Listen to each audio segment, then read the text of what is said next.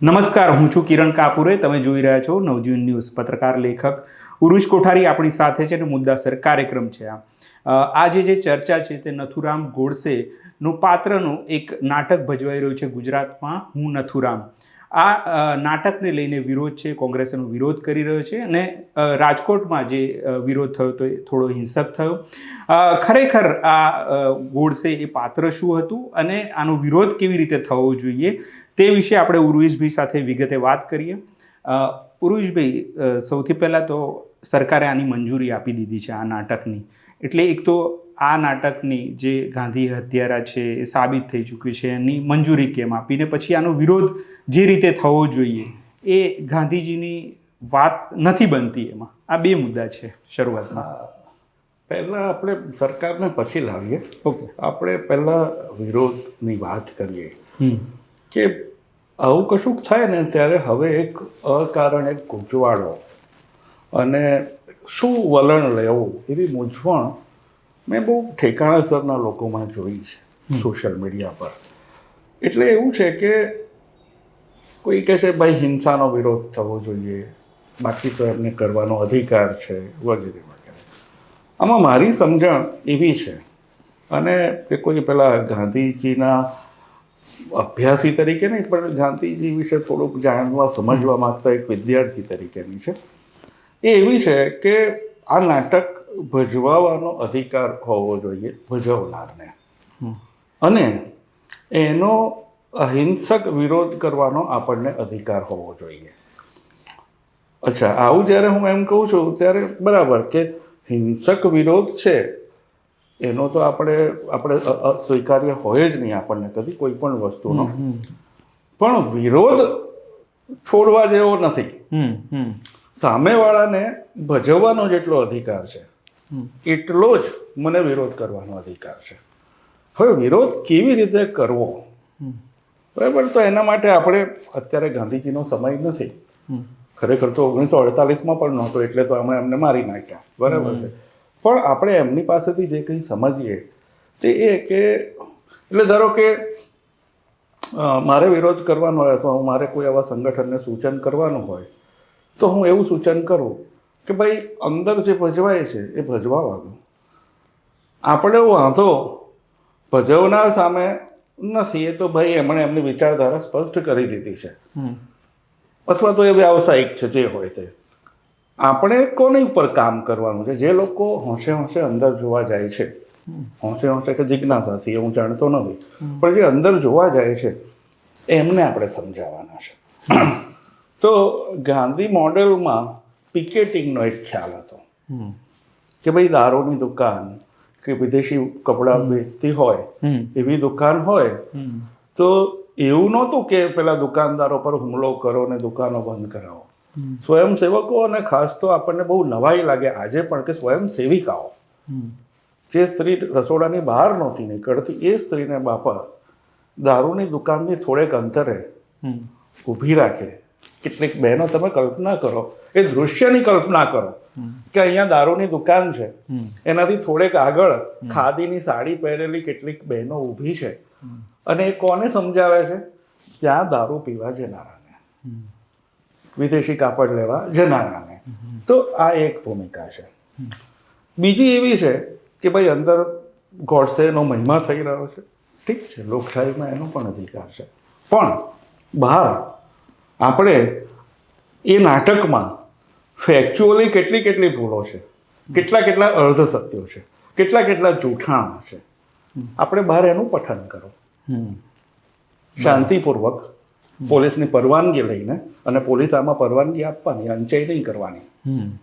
આ એક બીજી વાત છે કે ભાઈ હું બહાર અહિંસક રીતે કશું કરવા માંગુ છું તો અંદર ભજવનારને જેટલો તમે અધિકાર આપ્યો છે ને એટલો જ મારો છે. પછી તમારા સાહેબની લાઈન અનુકૂળ થતી હોય એટલે અંદરનું થાય અને બહારનું ના થાય, એવું ના ચાલે.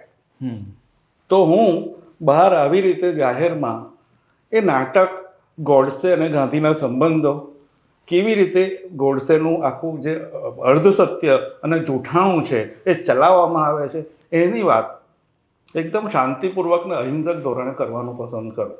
તો મને એમ છે કે આ કાઉન્ટર છે એ વધારે અગત્યનો છે. હવે રહી વાત સરકારની, સરકારો જ હોય છે, એમાં બહુ આગી પાછી હોતી નથી. હવેની સરકારે એ ડિગ્રી જરાક બહુ વધારે મૂકી છે.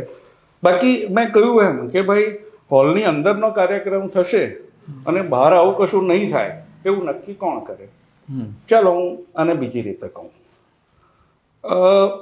ગોડસેનું મહિમા કરતો અને ગોડસે કેવો દેશભક્ત હતો એવું એક જૂઠાણું રજૂ કરતું એક નાટક, એને પરવાનગી મળે છે, બરાબર છે. હું માનું છું કે સરકારે આપવી જોઈએ પરવાનગી. હું સરકાર હોઉં તો આને પરવાનગી આપો, બરાબર.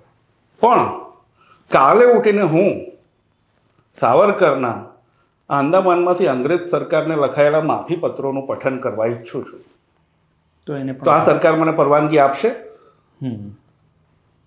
આપણા મિત્ર હેમંત કુમારને એમનું જે ગોડસે પેલું મેને ગાંધી કો ક્યોં મારા વાળું જે ગોડસેની અસલિયત ઉઘાડી પાડતું પુસ્તક છે, એના જાહેર કાર્યક્રમમાં ક્યાંક સુરતમાં ને બીજે ઠેકાણે એમને પોલીસવાળા એવું કહેતા હતા કે કાર્યક્રમ હોલમાં છે પણ એમ કે કાયદો વ્યવસ્થાનું જોખમ છે. તો એટલે ભાઈ તમને શાને માટે રાખ્યા છે? અચ્છા. એટલે મારું એમ કેવું છે કે સરકારે આમાં પડવાનું ન હોય. આ લોકોએ સમાજે નક્કી કરવાનું કામ છે.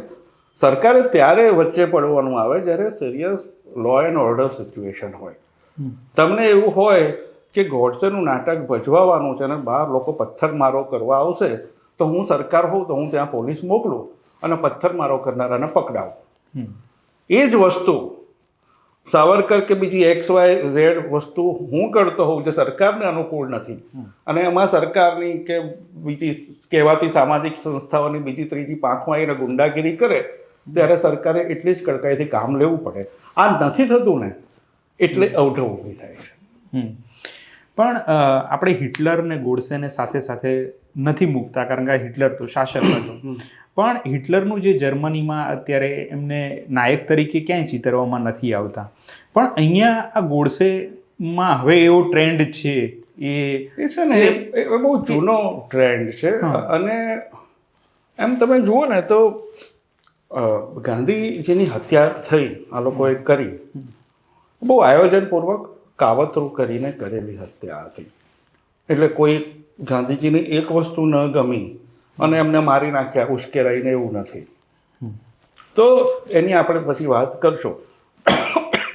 પણ ત્યારથી એક વર્ગ, પહેલાં પાતળી એટલે કે અણુમતી કે લઘુમતીમાં કહીએ એવો એક નાનો વર્ગ હતો જે આખી વસ્તુને રિજોઇસ કરતો હતો, આખી વસ્તુને બહુ ભાવથી જોતો હતો. એ વર્ગ છેલ્લા 2 દાયકામાં બહુ જ વધ્યો, કારણ કે જે વિચારતા ગોડસે એક માણસ છે. ગાંધીજીની હત્યા માટેનું જે આખું કાવતરું હતું, ગોડસેની છેલ્લી કડી છે, જેના હાથમાં બંદૂક છે. પણ એ પેલું જૂના રમકડા કે જૂના અમુક પેલા કાર્ટૂન્સ આવતા હતા ને, કે પેલું અપ્પુ રાજા પિક્ચરમાં બી કે તમે અહીંયા એક વસ્તુ દબાવો એટલે વચ્ચેથી 10 પ્રોસેસ થતી આવે ને છેલ્લે ગોળી નીકળે. ગોડસે એ છે. એની પહેલાંની જે આખું ચક્કર છે એ તો હંમેશા સતત રહ્યું છે અને વધતું રહ્યું છે. અને એ ચક્કરમાં હવે બધાને ખબર છે કે સરકારની છત્રછાયા છે. સરકાર આ કરાવે છે કે નહીં એ મુદ્દો નથી, સરકારની છત્રછાયા છે. અને આવું કરીશું તો સરકારને વાંધો નહીં પડે અને મોસ્ટ લાઇકલી ગમશે. તો બીજી બાજુ જે ગાંધીવાળા હોય, એટલે ગાંધીજીના છોકરાઓ, 2 છોકરાઓ, મણીલાલ ને રામદાસ. ગાંધીજીની હત્યા પછી ગોડસેને ફાંસી થઈ, ત્યારે આ 2 છોકરાઓએ ભારત સરકારમાં સત્તાવાર પત્ર લખ્યો કે આ ગોડસેની ફાંસી છે એ માફ કરો, અને ગોડસેને જેલમાં મળવા જવું છે, એમને પરવાનગી આપો. તો કઈ આશાએ? એ આશાએ કે આ ભાઈએ ભૂલ કરી છે, આવી રીતે હિન્દુ ધર્મનું કલ્યાણ ન થાય એ અમારે એમને સમજાવવું છે. આવો એક આશય હતો. એ વસ્તુની કોણે ના પાડી? વલ્લભભાઈ પટેલે. 2 વસ્તુની ફાંસી માફ કરવાની સ્પષ્ટ ના પાડી કે આ એટલો બધો ભયંકર ગુનો છે કે આપણા દેશમાં જ્યાં સુધી ફાંસીની સજાની જોગવાઈ છે તો ફાંસીની સજા માટે આનાથી વધારે લાયક કોઈ ગુનો નથી. અને બીજું, જેલમાં કેમ મળવા નહીં જવાનું? તો કે એનાથી ગોડસે જેવા હત્યારાને કંઈક થોડી ઘણી ગ્લોરી મળશે તમે મળવા જશો ને તો. અને વલ્લભભાઈને એવી બીક હતી જે ભયંકર રીતે સાચી પડી છે કે અમુક વર્ગ એવો છે જે ગોડસેને હીરો તરીકે ચિતરવા માંગે છે. તમે એવી રીતે મળવા જશો ને તો એવું એક નાના પાયે સંભાવના રહેશે. એટલે એમણે વલ્લભભાઈએ સરદારે ગોડસેને મળવાની ગાંધીજીના છોકરાઓને મંજૂરી ન આપી. તો આજે આપણે જોઈએ છે, તમે હિટલરને યાદ કરો સાવ બીજા સંદર્ભે, ભલે આજની તારીખમાં જર્મનીમાં તમે હિટલરનું નામ લો ને તો ત્યાંના લોકો શરમાઈ જાય છે અને એ વાત ટાળવા પ્રયત્ન કરે છે. હું સાંભળેલી વાત નથી કરતો, એક મિત્રના સગા જર્મનીમાં છે અને થોડા વખત પહેલાં આવ્યા ત્યારે એ મિત્ર જોડે એમની વાત થઈને એ મિત્રએ મને કહ્યું કે ભૂલથી કંઈક એકવાર અમે આમ સહજ ક્રમમાં આપણા મન હિટલર એટલે જર્મની અને જર્મની એટલે હિટલર, તો કે પૂછ્યું હિટલરનું તો પહેલાં એટલા બધા શરમાઈ ગયા અને એમાં એ વાત બદલી નાખી. તો એની સામે આપણે ત્યાં શું થયું છે? આપણે ત્યાં છેલ્લા 20-25 વર્ષમાં અને છેલ્લા 10-15 વર્ષમાં તો ખાસ આ વસ્તુ વિશે કોઈ અપરાધ ભાવ, કોઈ દિલગીરી, કોઈ પશ્ચાતાપ એવું બિલકુલ જ નથી. અને ઉલટાનો એનો મહિમા થઈ રહ્યો છે. એ દેખાડે છે ને. એ જ્યારે ગાંધીજીની હત્યા થઈ ત્યારે આ બધું થોડાક ગાંધીવાદી લોકો હોય ને એમણે કે માફ કરો ને પેલું કરો ને, વિનોબા ભાવેએ કહ્યું હતું. વિનોબા ભાવે કેવડા મોટા પંડિત, ગાંધીજી એમને પંડિત ગણતા હતા અને એ જનરલી આ બધામાં ન પડે. એમણે કહ્યું હતું કે આ લોકો છે ને કોઈ મામૂલી હત્યારા નથી, આ ફિલોસોફરોની જમાત છે. એટલે કે એ ફિલોસોફરોની જમાત છે અને એવી ફિલોસોફી છે જે હત્યા, ધિક્કાર એનાથી જ પાંગરે છે. આ વિનોબાઈ નથી કહ્યું, હું એનો વિસ્તાર કરીને કહ્યું કે એનાથી જ પાંગરે છે. અને એ કેટલું સાચું છે એ એની પરથી આપણને ખ્યાલ આવે કે આજે 70-75 વર્ષે પણ એ જમાત છે એમાં આ મુદ્દે ક્યાંય ફેરવિચાર નથી, સેલિબ્રેશન જ છે. એટલે કે આ લોકો આવી રીતે એમ કે ફેરવિચાર કરે. અને વાત શું છે આખરે? કેમ ગાંધીજીને મારવા પડે? જે માણસ આખી જિંદગી રામનું નામ લેતો, જે માણસ ભગવદ્ ગીતાને પોતાની માર્ગદર્શિકા ગણતો હતો, એને તમારે હિન્દુ ધર્મ ખાતર મારવો પડે? એ કયું લોજિક છે? એ સમજવા જેવું છે કે કેમ. તો બધા પોપટો હશે પઢાવેલા, એ કહેશે 55 કરોડ પાકિસ્તાન આપવાના હતા ને આપણે રોકી રાખેલા અને ગાંધીજીએ કહ્યું કે ના આપવા પડે. ગાંધીજીની હત્યાનું કાવતરું થયું ત્યારે 55 કરોડનો મુદ્દો ઊભો નહોતો થયો. આ વસ્તુ ઐતિહાસિક રીતે સ્થાપિત થયેલી છે. પણ આ લોકો જુઠ્ઠું બોલવામાં એટલા બધા પાવરદાર છે કે નથુરામ ગોડસેનો એક ભાઈ હતો ગોપાલ ગોડસે, એને પણ જેલ થઈ. પછી બહાર આવીને એણે પુસ્તક લખ્યું. આવું જ નથુરામે જે નિવેદન આપ્યું હતું કોર્ટમાં, જે સાવરકરે લખેલું હોવાનું કહેવાય છે, એવું જ એવું છે ને, ઇમોશનલ હોય, અર્ધ સત્ય જૂઠાણા બધાનું મિશ્રણ હોય. અને આમનો ખ્યાલ શું છે કે તમે રામને યાદ કરતા જય સિયા રામ કહેનારા હિન્દુ હોય પૂરતું નથી. તમારા મુસલમાનોને ધિક્કારવા પડે તો તમે હિન્દુ. અમારા મુસલમાન પ્રત્યેના ધિક્કારને તમારે શેર કરવો પડે તો તમે હિન્દુ. આમને ગોડસે ગેંગ આખી જે છે, જે આખું યંત્ર છે, એમને પાકિસ્તાનમાં જે નિર્દોષ હિન્દુઓ પર અત્યાચાર થયા એનો બદલો ભારતમાં નિર્દોષ મુસલમાનો પર અત્યાચાર કરીને લેવો હતો. એવું નથી, હું કોઈને મારવાનું સમર્થન નથી કરતો, પણ એવું નહીં કે ચાલો 4 મુસલમાન ગુંડા જોડે જઈને પાકિસ્તાનમાં જઈને કાવતરું કરીએ અને 4 મુસલમાન ગુંડાને મારીએ. મારવાનું હજી કહું છું, એવું નથી કહેતો, પણ આમની બહાદુરીનો શું ખ્યાલ છે ને એ હું તમને કહું છું. એમની બહાદુરીનો ખ્યાલ ગુંડાને મારવાનો નથી, એમની બહાદુરીનો ખ્યાલ નિર્દોષોને મારવાનો છે. જ્યાં આપણે સલામત રહીએ અને આપણે બહાદુર કહેવાઈએ. તો ગોપાલ ગોડસે પુસ્તક લખ્યું જેલની બહાર આવીને, અને એટલા બધા જુઠ્ઠાણાથી ભરપૂર અર્ધ સત્યો, એમાં એવા ઈશારા કરેલા કે વલ્લભભાઈ પટેલ અમારા પ્રત્યે સહાનુભૂતિ ધરાવતા હતા વગેરે વગેરે.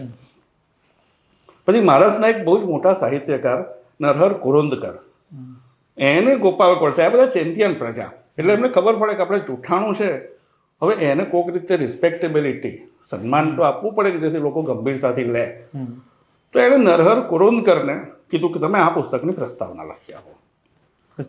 હવે કુરુંદકર ગાંધીજીના પ્રેમી ખરા, પણ એવા કંઠી બંધા ગાંધીવાદી નહીં.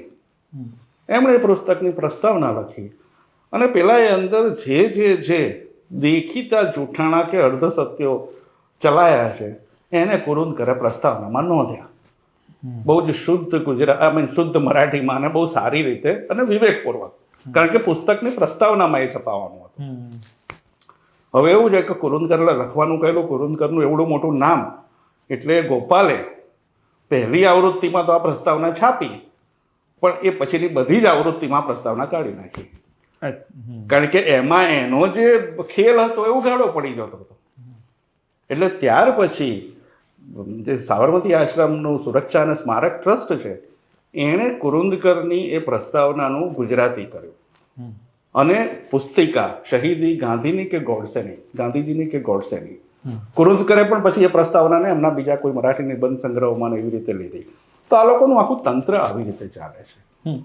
પણ જ્યારે ગોડસેની વાત આવે છે ત્યારે તમને કોર્ટ સ્ટેટમેન્ટનો મુદ્દો આવે છે અને આ કોર્ટ સ્ટેટમેન્ટ છે એને જ લઈને આ નાટક ભજવાઈ રહ્યું છે એવું આયોજકોનું કહેવું છે. એમનું કહેવું છે કે અમારે ગાંધીનો વિરોધ નથી કે ગોડસે તરફેણ નથી, અમે તો આ કોર્ટ સ્ટેટમેન્ટ છે એ ખાલી કહી રહ્યા છે અને એનું નાટક છે. એટલે કોર્ટ સ્ટેટમેન્ટ શું છે? એટલે કોર્ટ સ્ટેટમેન્ટ મેં કીધું ને કે કોર્ટ સ્ટેટમેન્ટ એ કંઈ સનાતન સત્ય નથી. એ સાવરકરે લખી આપેલું મનાતો જૂઠાણા, અર્ધસત્યો અને ઇમોશનલ અપીલનું એક મિશ્રણ છે. જ્યારે આપણે એમ કહીએ ને કે કોર્ટ સ્ટેટમેન્ટ છે ત્યારે સમજવું જોઈએ કે આ કોર્ટે વેરીફાઈ કરેલું સ્ટેટમેન્ટ નથી. આ કોર્ટે તમને તમારે જે કહેવું હોય એ કહેવાની છૂટ આપી, એમાં તમે સલુકાઈપૂર્વક અને દુષ્ટતાપૂર્વક રજૂ કરેલું જૂઠાણું અને અર્ધસત્યોનું મિશ્રણ છે જે લોકોને ઉશ્કેરવા અને તમારું જે હત્યાનો ભયંકર પ્રયાસ, અને મેં કીધું ને કે એમાં ગાંધીજી દેશને નડતા તો એવી આખી કોઈ વાત જ નહોતી.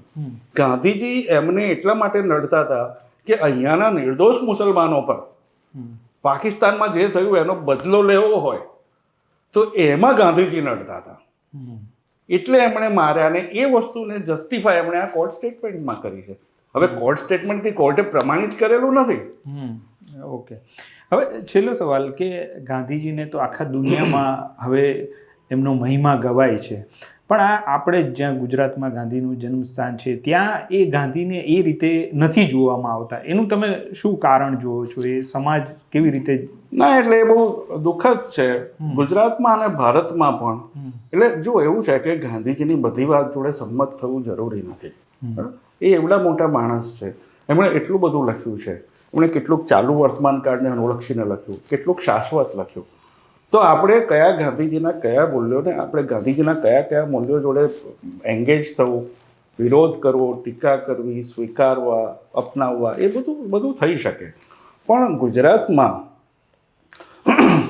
એક તો આપણે જેને ગાંધીવાદીઓ કહીએ છીએ એ લોકો જેમ સૌરાષ્ટ્રમાં કે દક્ષિણ ગુજરાતમાં એક પ્રકારે બહુ લાંબા સમય સુધી બહુ સરસ સંસ્થાઓ ગાંધીજીનો વિચાર અને કામ લઈ જવાનું કામ એમણે કર્યું. એ પૂરતી રીતે ન થઈ શક્યું અને સારી રીતે ન થઈ શક્યું. અને એમાં પછી ઘણીવાર તમે મારી આગળ ગમે એટલી ડાહી વાતો કરો ગાંધીજીની કે નહેરુની કે વલ્લભભાઈની, પણ તમારું આચરણ સારું ના હોય, એને અનુરૂપ ના હોય, તો પછી મને તમારી વાતમાં રસ ના પડે. અને રસ ન પડે તો બહુ ઓછું છે, પછી મને તમારા કારણે પહેલાંના માટે ધિક્કાર થવા માંડે, એવું પણ થોડું થયું. અને બીજી બાજુ જે ધિક્કાર ફેલાવનારી વિચારધારા છે, જે ફિલોસોફરોની જમાતવાળી, જેમને મુસલમાન વિરોધ એ એમના હિન્દુ પ્રેમનો મુખ્ય પાયો છે, એ લોકોએ એમનું કામ સતત એક ધારી બારીક ઝીણી પેલો ઉંદર ખોતર્યા કરે ને ઝીણું, એવી રીતે ખોતરકામ કે ઉધઈની જેમ એ ખોતરકામ ચાલુ રાખ્યું અને પછી સત્તા મળી. એને લીધે આ પ્રકારની વિચારધારાને કયા વગર, ઇન સો મેની વર્ડ્સ કયા વગર, એક પ્રકારે માન્યતા, સમર્થન, છત્રછાયા બધું જ મળ્યું. એને લીધે વધુ ને વધુ પાંગરીને પછી છેલ્લું તણખલું જે બાકી હતું જૂઠાણા ફેલાવવા માટે તો આવ્યું સોશિયલ મીડિયા. એટલે વોટ્સએપ આવી ગયું, ફેસબુક કે ટ્વિટર. એટલે પછી બેફામ આ લોકો બે હિસાબ જૂઠાણા ફેલાવવાનો 24 કલાકનો વ્યવસાય જે છે સરકારથી માંડીને બીજા બધાનો, એમાં ગાંધીજી પણ એક વિષય તરીકે દાખલ થઈ ગયા. એટલે આ એક મુશ્કેલી થઈ. તો આ હતી ઉર્વિશભાઈ સાથેની મુદ્દાસરમાં ચર્ચા. આ પ્રકારના મુદ્દા લઈને અમે તમારી સમક્ષ દર અઠવાડિયે આવતા રહીશું. નમસ્કાર. વૈષ્ણવજન તો તેને કહીએ જે પીડ પર